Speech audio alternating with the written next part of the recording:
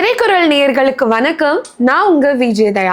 இன்னைக்கான நேர்காணல்ல நம்மளோட யார் இணைஞ்சிருக்காங்கன்னா, சினிமா விமர்சகர் மற்றும் ஆஸ்கர் மூவிஸ் தயாரிப்பாளர் பாலாஜி பிரபு அவர்கள் தான். கருப்பு திரைப்படம் எப்படி இருந்தது, இதை பத்தி தான் பேச போறோம். வாங்க அவரை சந்திக்கலாம். வணக்கம் சார், எப்படி இருக்கீங்க? வணக்கம்மா, நல்லா இருக்கேன். ஸோ கருப்பு திரைப்படம், அது என்ன சார் பிரச்சனை ப்ரொடியூசருக்கும் ஆர்ஜே பாலாஜிக்கும்? ஆர்ஜே பாலாஜிக்கும் ப்ரொடியூசருக்கும் நடந்ததெல்லாம் பார்த்தீங்கன்னா பழைய கதை. ஆக்சுவலி பார்த்தீங்கன்னா இப்போ ஒரு பெரிய ப்ராஜெக்டில் வந்து பார்த்திங்கன்னா 1-2 பிரச்சனைகள் வரும். அதெல்லாம் எப்படி சொல்கிறது, ப்ரொடியூசருக்கும் டைரக்டருக்கும் வரும், ஆர்டிஸ்ட்டுக்கும் டைரக்டருக்கும் வரும். அந்த மாதிரி இதெல்லாம் வந்து காமன், சினிமாவை பொறுத்த வரைக்கும் ரொம்ப காமனான விஷயந்தான். அந்த வகையில் வந்து ப்ரொடியூசர் ஆர்ஜே பாலாஜிக்கு சின்ன சின்ன மிஸ் அண்டர்ஸ்டாண்டிங் இருந்துச்சு. பட்ஜெட், அவர் சொன்ன பட்ஜெட்டு அது கொஞ்சம் ஓவர் பட்ஜெட் ஆயிடுச்சு. அதனால் சில மிஸ் அண்டர்ஸ்டாண்டிங் இருந்துச்சு. இன்னொரு பக்கம் பார்த்தீங்கன்னா த்ரிஷாக்கும் ஆர்ஜே பாலாஜிக்குமே சில பிரச்சனைகள் இருந்துச்சு. அதெல்லாமே வந்து செட்டில் டவுன் ஆயிடுச்சு. அதுல எல்லாம் எந்த பிரச்சனையும் இல்லை. இப்போ இந்த கருப்பு படம் ரிலீஸ் ஆகிறதுக்கு காரணம் வந்து இவங்க யாருமே கிடையாது. இந்த படத்தினுடைய தயாரிப்பாளர் இருக்கா இல்லையா, ட்ரீம் வாரியர் SR பிரபு, அவர் வந்து கிட்டத்தட்ட இதுக்கு முந்தைய படம், கருப்பு படத்தில் இல்லை, இதுக்கு முந்தைய படத்துல எல்லாம் பார்த்தீங்கன்னா வாங்கின கடன், கொடுக்காம இருந்த நிலுவை பாக்கி எல்லாம் சேர்த்து கிட்டத்தட்ட ஒரு 100 கோடி ரூபா அவருக்கு வந்து கடன் பாக்கி இருந்துச்சு. என்ன ஏதுன்னு சொல்லணும் டீட்டெயிலிங்காக அப்படின்னா, திருப்பூர் சுப்பிரமணியம் சாருக்கு வந்து ஒரு 20 கோடி ரூபா கடன் இருந்துச்சு. இன்னொரு பக்கம் பார்த்தீங்கன்னா KGF படம் வந்துச்சு இல்லையா, அதை தமிழில் வந்து விநியோகம் பண்ணது வந்து பார்த்தீங்கன்னா ட்ரீம் வாரியர்ஸ் தான். அவங்க அந்த படம் வாங்கி விநியோகம் பண்ணதில் வந்த வசூலில் அந்த கம்பெனிக்கு கொடுக்க வேண்டிய பணமே ஒரு 15 கோடி ரூபா வந்து நிலுவையில் இருந்துச்சு. இதெல்லாம் இல்லாமல் ஜப்பான் ஒரு படம், அது இந்த ப்ரொடியூசர் தான் ப்ரொடியூஸ் பண்ணார், கார்த்தி நடித்த படம். அந்த படத்தில் பார்த்தீங்கன்னா கிட்டத்தட்ட ஒரு 20 கோடி ரூபா நஷ்டம். அந்த தமிழ்நாடு உரிமை வாங்கினவங்களுக்கு அவங்களுக்கு வந்து பணத்தை திருப்பி கொடுக்க வேண்டியிருச்சு. மதுரை அன்புக்கு வந்து பணத்தை திருப்பி கொடுக்க வேண்டியிருந்துச்சு. இது இல்லாமல் அன்னபூர்ணி ஸ்டுடியோஸ்ன்னு சொல்லி ஆந்திராவில் இருக்காங்க, அவங்களுக்கு ஒரு 8 கோடி ரூபா திருப்பி கொடுக்க வேண்டியது. அப்படி இப்படின்னு கூட்டி கழித்து பார்த்தா 100 கோடி ரூபா கடனில் இருக்கார் அந்த தயாரிப்பாளர். அதனால தான் அந்த படத்தை ரிலீஸ் பண்ண முடியல. அதாவது இதெல்லாம் ஏற்கனவே பிளான் பண்ணிட்டாங்க. அதாவது வந்து எப்படியாவது ரிலீஸ் பண்ணிடலான்னு வந்து பார்த்திங்கன்னா பயங்கரமாக பிளான் பண்ணிட்டாங்க. சூர்யா அந்த தயாரிப்பாளனுடைய ரிலேஷன், அதனால் வந்து பார்த்திங்கன்னா எப்படி இந்த படம் வரணும்னு எல்லாமே, அது எல்லா கேல்குலேஷன் ஒன்று இருக்கும்ல. ஸோ இந்த தமிழ்நாடு தியேட்டருக்குலேருந்து இவ்வளோ வருது, OTTலேருந்து இவ்வளோ வருது, சேட்டலைட்டில் வந்து இவ்வளோ வருது, அதர் லாங்குவேஜ்லேருந்து வருது, இப்படின்னு சொல்லி எல்லாமே கேல்குலேட் பண்ணி ஸோ ரிலீஸ் பண்ணிடலாம் அப்படின்னு முடிவு பண்ணி பிளான் பண்ணி டேட் அனௌன்ஸ் பண்ணிட்டாங்க May 14. ஆனால் அந்த திட்டமிட்டபடி பார்த்தீங்கன்னா அதை ரிலீஸ் பண்ண முடியல. அதில் ஏகப்பட்ட தடங்கள், சிக்கல்கள் இருந்தது. அதனால தான் பார்த்தீங்கன்னா May 14 வர வேண்டிய அந்த படம் வராமல் போச்சு. அதுக்கப்புறம் சூர்யா அந்த நேரத்தில் பாம்பேயில் இருந்தார், எந்த பிரச்சனையும் இருக்காதுன்னு நினச்சி. ஆனால் சூர்யா வந்து பாம்பேலேருந்து உடனே ரஷ்அப் பண்ணி வந்து May 14 இரவெல்லாம் பார்த்தீங்கன்னா பஞ்சாயத்து நடந்து எல்லார்கிட்டையும் பேசி கன்வின்ஸ் பண்ணி ஒரு 50 கோடி ரூபா கடன் சுமையை வந்து சூர்யா ஏற்றுக்கிட்டார். அவர் வந்து ஷூரிட்டி போட்டு கொடுத்துட்டாரு. இன்னொரு 20 கோடி ரூபா வந்து கார்த்தி ஏற்றுக்கிட்டார், அவர் ஷூரிட்டி போட்டு கொடுத்துட்டாரு. ஸோ மிச்சம் 30 கோடியை செட்டில் பண்ணிட்டாங்க. இதெல்லாமே காரணம் என்ன அப்படின்னா, இன்னைக்கு சினிமா நல்லா இல்லைங்கிறது தான் காரணம்.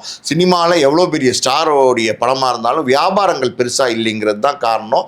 சும்மா சிம்பிளாக ஒரு உதாரணம் சொல்லணும்னா, கருப்பு படம் அதனுடைய OTT அமௌண்ட் மட்டும் பார்த்தீங்கன்னா கிட்டத்தட்ட 85 கோடி ரூபா வியாபாரமாக வேண்டியது, ஆனால் 35 கோடி ரூபாய்க்கு தான் விற்றுருக்கு. ஸோ இப்படி தான் வியாபாரங்கள்லாம் ரொம்ப சரிஞ்சிருச்சு, கம்மியாயிடுச்சு. அப்படின்னும் போது நினச்ச லாபத்தையும் எடுக்க முடியல, நினச்ச மாதிரி வந்து அந்த படத்தையும் ரிலீஸ் பண்ண முடியல.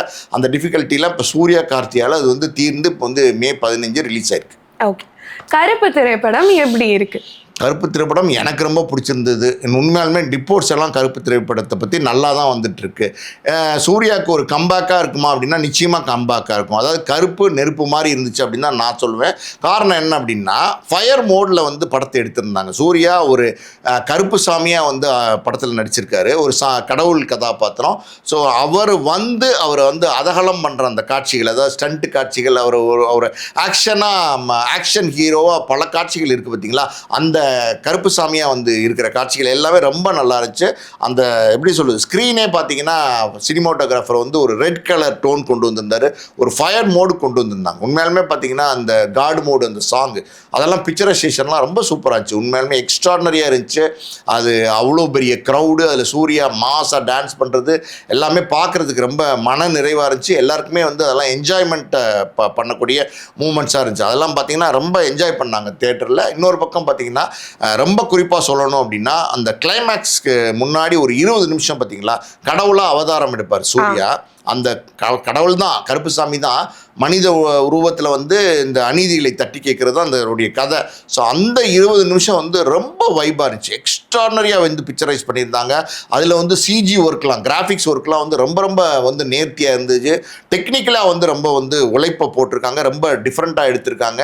அந்த எப்படி சொல்கிறது, அந்த படத்தினுடைய ஸ்டண்ட் கோரியோகிராஃபர் விக்ரம் மோர், அவரை பற்றி நம்ம இங்கே சொல்லாமல் கடந்தே போக முடியாது. காரணம் என்னென்னா, அவர் தான் இவ்வளோ பெரிய அற்புதத்தை வந்து ஏற்படுத்தி கொடுத்துருக்காரு. அந்த அளவுக்கு வந்து நீங்கள் தொடர்ந்து ஒரு 20 நிமிஷம் ஸ்டண்ட்லாம் இருந்துச்சுன்னு வச்சுக்கோங்களேன், உங்களுக்கு போர் அடிக்க ஆரம்பிச்சிடும், சலிப்பு தட்டும். ஆனால் இந்த கருப்பு படத்தில் அது இல்லை.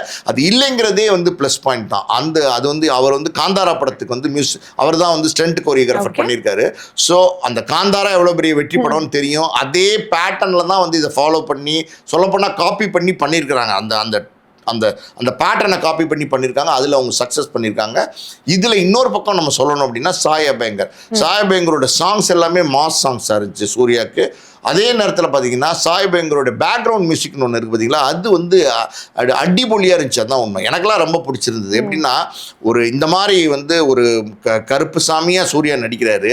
அந்த காட்சிகள் எல்லாமே பார்த்தீங்கன்னா ஃபயர் மோடில் ஆக்ஷன் பர்ஃபார்மன்ஸ் பண்ணிட்டு இருக்காருன்னும் போது அதுக்கு பிஜிஎம் வந்து ரொம்ப நல்லா இருக்கணும். பேக்ரவுண்ட் மியூசிக் வந்து டம்மன் எக்ஸ்ட்ரானரியாக இருந்தால் தான் அது ஒரு மாதிரி ஆடியன்ஸ் போய் ரீச் ஆகும். அந்த வைப்பை வந்து சாய் அபயங்கரும் கொடுத்துருக்காரு. மொத்தத்தில் பார்த்தீங்கன்னா கதைக்களம் வித்தியாசமான கதைக்களம். ஒரு கோர்ட்டில் நடக்கிற அநீதிகளை தட்டி கேட்கக்கூடிய ஒரு கடவுள் அவதாரம் கடவுள் ஒரு மனித அவதாரம் எடுத்து வராரு. ஓகே, இந்த படத்தில் பார்த்தீங்க அப்படின்னா காளி வெங்கட், யோகி பாபு இவங்கெல்லாம் இருக்காங்க அப்படின்ற மாதிரி இருந்தது. பட் இவங்கெல்லாம் படத்தில் வந்து காணலை. ஸோ பல சீன்ஸ் வெட்டிட்டாங்களா இருக்கலாம். ஏன்னா வந்து பார்த்தீங்கன்னா ஃபுட்டேஜ் காரணமாக சில நேரங்களில் எடுக்கப்பட்ட காட்சிகளை வந்து கட் பண்ணுறது வழக்கம் தான். வாட்டர்மெலன் ஸ்டார் கூட பார்த்தீங்கன்னா நேற்றுக்கு ஏதோ தேட்டர்லேருந்து கத்திக்கிட்டு இருந்தார். இந்த மாதிரி வந்து என்னுடைய காட்சிகள்லாம் நீக்கிட்டாங்க, நான் சும்மா விட போகிறதில்ல அப்படின்லாம் சொல்லிட்டு இருந்தார். இதெல்லாம் வந்து ஒன்று சினிமாவில் தவிர்க்க முடியாதுமா. அதாவது வந்து ஒரு பெரிய ஸ்டாரோட படம், அதோடைய ஃபிட்டேஜ் லென்த் இருக்குது பார்த்தீங்களா, அது வந்து 2.5 மணி நேரத்தை தாண்டி போனால் அது வந்து போர் அடிக்க ஆரம்பிச்சிடும், ஒரு சலுப்பு தட்ட ஆரம்பிச்சிடும். அதனால் அந்த ஃபுட்டேஜ் லென்த்து காரணமாக சில நேரங்களில் நல்ல காட்சிகளை கூட வந்து கட் பண்ணுறதுக்கு வாய்ப்பு இருக்குது. அந்த மாதிரி தான் யோகி பாபு, காளி வெங்கட், ஒரு வாட்டர்மெலன் ஸ்டார் எல்லாரும் கட் பண்ணியிருப்பாங்கன்னு நினைக்கிறேன். ஓகே, பட் ஸ்டில் காளி வெங்கட் வந்து ஒரு வெர்சடைலான கேரக்டர் ஆர்டிஸ்ட். அந்த சீனை கட் பண்ணுறது கூட ஓகே. யோகி பாபு காமெடிக்குன்னு தான் எடுத்திருப்பாங்க இல்லையா, பட் அவ போர்ஷன்ஸை கட் பண்ணுறது எப்படி பார்க்கலாம் சார்? நம்ம காமெடியே இந்த படத்துக்கு தேவையில்லைம்மா. இந்த படம் பார்த்தீங்கன்னா ரொம்ப சீரியஸான படம். நீங்கள் ஆரம்பத்துலேருந்து பார்த்தீங்கன்னா ஒரு கேரக்டர் இன்ட்ரடியூஸ் பண்ணுறாங்க. 2 பேர் வந்து ட்ரெயினில் வந்து இறங்குறாங்க, அப்பா மகள். அவங்க வந்து மகளுக்கு வந்து லிவர் ஃபெயிலியர், ஒரு ஆப்ரேஷனுக்காண்டி தான் சென்னைக்கு வந்திருக்காங்க. பணத்துக்கு பதில் வந்து தங்கமாக கொண்டு வந்திருக்காங்க 60 பவுன். அது கொள்ளையடிச்சிட்டு போயிடுறாங்க. அது போலீஸ் ஸ்டேஷனில் போய் கம்ப்ளைண்ட் கொடுக்குறாங்க. அப்புறம் அது கிடைக்குதுன்னு சொல்கிறாங்க. அப்புறம் கோர்ட்டில் போய் அந்த தங்கத்தை வாங்குறதுக்கு ஒரு பெரிய போராட்டத்தை நடத்துகிறாங்க. அது வந்து வலுவான ஒரு காட்சிகள் இருந்தது. கிட்டத்தட்ட இன்னும் சொல்ல போனால் 45 நிமிஷத்துக்கு படத்தில் சூர்யாவே வரல. சூர்யாவே வந்து 40 மினிட்ஸ்க்கு மாதிரி தான் சூர்யாவே வந்து வராரு. அப்படின்னும் போது அந்த 45 நிமிஷமா பார்த்தீங்கன்னா உங்களுக்கு வந்து கதை சொல்கிறாங்க, அழுத்தமான கதை சொல்கிறாங்க. அது காரணம் என்னென்னா, அந்த கதையை வந்து நீங்கள் ஸ்ட்ராங் பண்ணீங்கன்னா தான், அப்படி ஒரு கடவுள் வந்து என்ன மனித அவதாரத்தில் வந்து நியாயம் கேட்க வேண்டிய அவசியம் என்ன இருக்குன்ற ஒரு கேள்வி வரும் பார்த்தீங்களா, அதை வந்து நம்ம வந்து நிறுத்த முடியும். அதனால் வந்து அந்த காட்சிகள்லாம் அழுத்தமாக இருந்தது. ஸோ இந்த படத்தை பொறுத்த வரைக்கும் பார்த்தீங்கன்னா எனக்கு தெரிஞ்சு காமெடி தேவையில்லை. ஆனால் அங்கங்கே வந்து பார்த்தீங்கன்னா காமெடிகள்லாம் வந்து ஆர்ஜே பாலாஜி வந்து தொழிச்சிட்டு போயிருக்காரு. இன்னொரு பக்கம் பார்த்தீங்கன்னா அஜித்தோட ரெஃபரன்ஸு, விஜயோட ரெஃபரன்ஸு எல்லாம் வச்சு, சிங்கம் சூர்யாவோட ரெஃபரன்ஸ் எல்லாம் வச்சு மாஸாக பண்ணியிருக்காரு. ஒரு மாஸ் ஹீரோ சூர்யா. அந்த மாஸ் ஹீரோக்கு என்ன தேவையோ அது எல்லாமே வந்து இந்த படத்தில் வச்சுருக்காரு ஆர்ஜே பாலாஜி. ஸோ காமெடி தேவைப்படாமல் இருக்கலாம். Okay sir. ஸோ கருப்பு ஓவராலாக எப்படி இருந்தது அப்படின்ற மாதிரி நீங்கள் சொல்லிட்டீங்க. நீங்கள் வந்து கருப்பு நல்லா இருக்குன்னு தான் சொல்கிறீங்க. பட் நீங்கள் இந்த படத்தில் பார்க்குற மைனஸ்னா எதை சொல்லுவீங்க சார்? இந்த படத்தில் நான் மைனஸ்ன்னு பார்க்கணும் அப்படின்னா, அந்த படம் ஆரம்பத்துலேருந்து கடைசி எண்டு வரைக்கும் அந்த படம் கோர்ட்லேயே நடக்குது. டோட்டலாகவே அந்த கோர்ட்டு கேம்பஸ்குள்ளே அந்த படம் நடக்குதுங்கிறது கொஞ்சம் ட்ரையாக இருக்குது. கொஞ்சம் எப்படி படம் அப்படின்னும் போது நீங்கள் சொன்ன மாதிரி ஒரு காமெடி, ஒரு அவுடோர் லொக்கேஷனு, ஒரு சாங்கு, ஒரு அந்த மாதிரியான விஷயங்கள்லாம் இருந்தால் எப்போவுமே கொஞ்சம் நல்லாயிருக்கும், கொஞ்சம் இன்ட்ரெஸ்டிங்காக இருக்கும். அதெல்லாம் எதுவும் இல்லை. ஒரே லொக்கேஷனில் நடக்கிறதுனால கொஞ்சம் சலுப்பு தட்டுது அந்த ஒரு விஷயம். இன்னொரு பக்கம் பார்த்தீங்கன்னா லாஜிக்காக நீங்கள் பார்த்தீங்கன்னா, ஒரு கடவுள் வந்து பார்த்தீங்கன்னா மனித அவதாரம் எடுத்து வக்கீலாக வந்து கோர்ட்டில் போய் அவர் பிஏபிஎலோ இல்லை வந்து எம்ஏஓ பிஎலோ படிக்காமல் போய் வக்கீல் ஆகாமல் போய் வாதாட முடியுமா அப்படின்னா அதுக்கான வாய்ப்புகள் ரொம்ப கம்மி. ஏன்னா வந்து இவர் மதுரை கோர்ட்லேருந்து வந்திருக்காருன்னு சொல்லிக்கிறாங்க. ஆனால் மதுரை கோர்ட்லேருந்து வந்தால் கூட அவர் வந்து உண்மையாலுமே அட்வொகேட்டா அப்படிங்கிறது வந்து எங்கே போனாலும் அவர் ப்ரூவ் பண்ண வேண்டியிருக்கும். அப்படி எதுவும் ப்ரூவ் பண்ணாமல் இவர் வந்து வக்கீலாக போகிறாரு, ஆர்கியூ பண்ணுறாரு அப்படிங்கிறதெல்லாம் கொஞ்சம் லாஜிக் மீறலாக தான் தெரியுது. ஆனால் அதெல்லாம் வந்து ஒரு பெரிய மைனஸாக தெரியல இந்த படத்தில். ஓகே, இப்போ வந்து சூர்யா ஃபேன்ஸ் கிட்டே இந்த படம் மிகப்பெரிய வரவேற்பா இருக்குது. இந்த கருப்புசாமி இருக்கிற ஊர் எல்லைகள்ல இந்த படங்கள் வந்து எப்படி ஏற்கப்பட்டிருக்குன்னு நினைக்கிறீங்க? நிஜமாவே நீங்கள் பார்த்தீங்கன்னா, நான் பார்த்த இந்த தேட்டர் வந்து பார்த்தீங்கன்னா கமலா தேட்டரில் FDFS பார்த்தேன். 9 மணி காட்சி. அது ஃபுல்லாக இருந்துச்சு. அந்த ஃபுல் க்ரௌடுமே பார்த்தீங்கன்னா டோட்டலாக சூர்யா என்ட்ரிக்கு அப்புறம் ஒரு மாஸ் வைப்பில் தான் இருந்தாங்க. ஒரு விசில் சத்தம், கிளாப் சத்தம், ஒரு என்ஜாய்மெண்ட் மூடில் தான் இருந்தாங்க. கடைசி 20 நிமிஷம் நான் சொன்னேன்ல, அந்த கடைசி 20 நிமிஷம் வந்து சூர்யா வந்து அதகலம் பண்ணுறான் அந்த காட்சி, அது உண்மையிலுமே படத்தில் ரொம்ப நல்லா இருந்தது. அந்த நேரத்தில் பார்த்தீங்கன்னா எல்லாரும் பயங்கரமாக என்ஜாய் பண்ணாங்க. நான் ரொம்ப வருஷம் கழித்து தியேட்டரில் ஆடியன்ஸ் வந்து இப்படி என்ஜாய் பண்ணி பார்க்குறேன். அந்த நேரத்தில் நான் பார்த்த ஒரு காட்சி என்ன அப்படின்னா, எனக்கு 2-3 சீட்டு தள்ளி உட்காந்துருந்த ஒருத்தர் வந்து பார்த்தீங்கன்னா சாமி வந்துருச்சு. அவர் வந்து பயங்கரமாக சாமி ஆட ஆரம்பிச்சார். அதுவும் ஒரு பெரிய விஷயமா தேட்டரில் எல்லாரும் அவரை வந்து திரும்பி பார்க்க ஆரம்பிச்சாங்க. இதே மாதிரி சாமி வந்துருச்சு அப்படிங்கிற ரிப்போர்ட்டு பல தேட்டரில் வந்துகிட்டு இருக்கு இந்த கருப்பு மூலமாக வந்து பார்த்தீங்கன்னா. ஸோ அதுதான் இந்த படத்தினுடைய கிராண்ட் சக்ஸஸ்க்கு வந்து இந்த சாமி ஆடுற விஷயம்லாம். கருப்பு நீங்கள் கேட்டீங்க, அந்த கருப்பு சாமி எல்லை சாமின்னும் போது நம்மளை பாதுகாக்கிற சாமி அப்படின்னு தான் கருப்பு சாமி சொல்லுவாங்க. ஸோ அந்த கருப்பு சாமி அப்படின்னாலே நீங்கள் வந்து பவர்ஃபுல் அப்படின்னு ஆட்டோமேட்டிக்காக வந்துடும். நீங்கள் எங்கேயுமே போய் பாருங்களேன், ஒரு கருப்பு சாமியோட கையில் வந்து அருவாள் இருக்கும், பார்க்கறதுக்கு உக்ரமாக இருக்கும். அந்த மாதிரி தான் சிலைகள்லாம் இருக்கும். ஸோ அது ஆட்டோமேட்டிக்காகவே ஒரு ஃபோர்ஸ் வந்துடும். அந்த ஃபோர்ஸ் வந்து சூர்யா கிட்ட டிரான்ஸ்ஃபர் ஆகி சூர்யா ரொம்ப நல்லா பண்ணியிருக்காரு. ஸோ அது நிச்சயமாக, அதாவது தென் மாவட்டங்கள் சொல்லுவாங்கள்ல, கிராமங்களில் வந்து இது கருப்புசாமி வழிபாடுங்கிறது ரொம்பவே இருக்குன்னும் போது இந்த படம் வந்து பெருசாக ஆடியன்ஸோட கனெக்ட் ஆகும், பெருசாக ரீச் ஆகுங்கிறது தான் என்னுடைய கருத்து. ஓகே, அண்ட் டைட்டில் கார்டுக்கு நம்ம வருவோம். சிஎம் விஜய் அவர்களுக்கு எப்படி தேங்க் பண்ணியிருந்தாங்க என்ன அப்படின்ற ஒரு விஷயம் பற்றி பேசுறதுக்கு முன்னாடி, த்ரிஷா படம்னால தான் அவர் கையெழுத்து போட்டாரான்ற ஒரு கான்ட்ரவர்சியும் இருக்குது. இதுக்கு உங்கள் பதில் சார்? இல்லை, அப்படியெல்லாம் கிடையாது. அவர் தேங்க் பண்ணியிருக்காரு. அதாவது வந்து பார்த்தீங்கன்னா இன்னைக்கு வந்து சீஃப் மினிஸ்டராக இருக்கார் விஜய் அவர்கள், சினிமா துறையிலேருந்து வந்திருக்காருன்னும் போது அவருக்கு ஒரு டேங்க் கார்டு வந்து போட்டிருக்காங்க.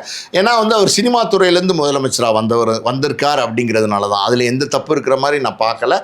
த்ரிஷா அந்த படத்தில் நடித்ததுனால தான் பார்த்தீங்கன்னா 9 மணி ஸ்பெஷல் காட்சிக்கு பர்மிஷன் கொடுத்தாங்களா அப்படின்னா அப்படிலாம் கிடையாது. இது வந்து ஒரு பெரிய ஹீரோவோட படம். ஒரு 9 மணி காட்சி இருந்தால் நல்லாயிருக்கும். உண்மையிலுமே பார்த்தீங்கன்னா ஒரு 5 காட்சி இருந்தால் நல்லா இருக்கணும் போது 9 மணி காட்சிக்கு சினிமா துறையிலேருந்து வந்த முதலமைச்சராக இருக்கிறதுனால உடனே வந்து சேங்ஷன் பண்ணிட்டாரு, கையெழுத்து போட்டார். இன்னும் பக்கம் பார்த்தீங்கன்னா சூர்யாவோட மேஷப்ஸ் வந்து படத்தில் வந்துச்சு ஆரம்பிக்கிறதுக்கு முன்னாடி. அதில் வந்து விஜயும் சூர்யாவும் சேர்ந்து நடித்த அந்த படம், அது என்ன நேருக்கு நேர், அந்த படத்தில் வந்து சில காட்சிகள் வந்தது. அது இல்லாமல் ஃப்ரெண்ட்ஸ் படத்தில் சில காட்சிகள் வந்தது.